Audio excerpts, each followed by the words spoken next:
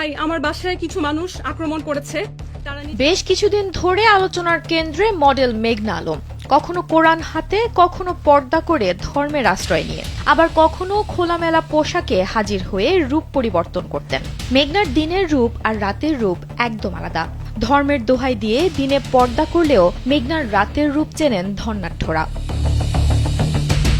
Model মেঘনার মূল টার্গেটে ছিলেন বিভিন্ন দেশের রাষ্ট্রদূত ও ধনাঢ্য ব্যবসায়ীরা। হাই প্রোফাইল এসব লোকের সঙ্গে কৌশলে সখ্যতা গড়ে ঘনিষ্ঠ হতেন, আর সেই ঘনিষ্ঠ মুহূর্তের ছবি ও ভিডিও করে রাখতেন। পরে ব্ল্যাকমেল করে মোটা অঙ্কের টাকা দাবি করতেন মডেল মেঘনা। সেন্সেশন ক্লাসিক স্ট্রবেরি ও কফি ভ্যারিয়েন্টে আলোচিত মডেল মেঘনা আলমের এমন গোপন তথ্য ফাঁস করে সঙ্গে ৪৭ সেকেন্ডের একটি ভিডিও সংযুক্ত করে ফেসবুকে ভাইরাল হয়েছে। বিভিন্ন ব্যবসায়ী এবং প্রভাবশালী ব্যক্তিদের সাথে শারীরিক সম্পর্ক করে তাদেরকে ব্ল্যাকমেল করা মেঘনার পেশা। দু একবার বিছানায় নিয়ে, আবার কখনো টেলিফোনের কথোপকথন রেকর্ড করে পয়সাওয়ালা লোকজনকে জিম্মি করেন বলেও অভিযোগ মেঘনার বিরুদ্ধে। ভাইরাল ভিডিওতে দেখা গেছে মেঘনা একটি ব্যক্তির সঙ্গে রয়েছে। বোঝা যাচ্ছে তাদের মধ্যে বেশ ঘনিষ্ঠতা রয়েছে। ভিডিওতে পুরুষটিকে বলতে শোনা যায়, আমি হ্যাপি উইথ ইউ।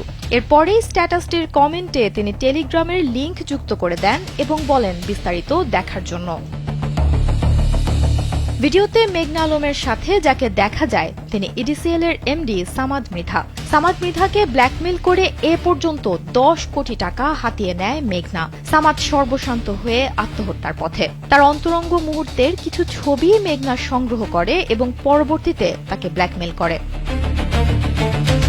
তদন্ত সূত্র বলছে, সুন্দরী মেয়েদের সহায়তায় হাই প্রোফাইল ব্যক্তিদের টার্গেট করে বিভিন্ন কৌশলে বাসায় ডেকে নিতেন মেঘনা আলম। তাদের ঘনিষ্ঠ মুহূর্তের ছবি ধারণ করে সামাজিক যোগাযোগ মাধ্যমে ছড়িয়ে দেওয়ার ভয়ভীতিও দেখাতেন। এভাবে ব্ল্যাকমেল করে হাই প্রোফাইল অনেকের থেকে বিপুল পরিমাণ টাকা আদায় করেছে মেঘনা ও তার গ্রুপ। নিউজ ডেস্ক, কালবেলা।